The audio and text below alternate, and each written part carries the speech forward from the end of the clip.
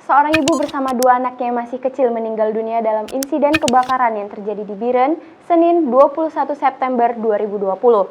Informasi yang dihimpun Serambi On TV, musibah kebakaran itu menimpa rumah toko 3 lantai milik M. Ja'far, 38 tahun, yang berada di ruas Jalan Nasional kawasan Desa Cureh, Kota Juang, Biren. Ketiga orang yang meninggal dunia dalam musibah diduga karena terjebak di lantai atas ruko. Mereka adalah Intan, 30 tahun, dan dua anaknya, Syifa Humaira, 10 tahun, dan Nasuha, 7 tahun. Sedangkan suaminya M. Ja'far, 38 tahun, saat kejadian sedang di lokasi bawah ruko yang merupakan usaha spare part, sekaligus bengkel motor Muda Jaya. M. Ja'far langsung naik ke atas demi menyelamatkan istri dan dua anaknya. Namun ia tak bisa masuk lagi karena seluruh ruangan sudah terkepung asap tebal dengan api yang semakin membesar. Sementara warga yang melihat kobaran api membesar segera menghubungi pihak pemadam kebakaran. Tak lama kemudian, petugas bersama warga berjibaku memadamkan api. Kobaran api berhasil dipadamkan sekitar pukul 24.00 waktu Indonesia Barat. Namun naas, ketiganya ditemukan sudah tak bernyawa di dalam kamar mandi. Ketiga korban segera dievakuasi ke IGD RSUD Biren untuk divisum.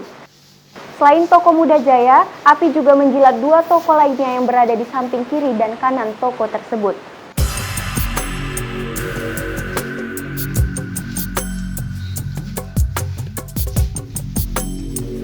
Ya, toko-toko lain. Tidak ada anak-anak bagus.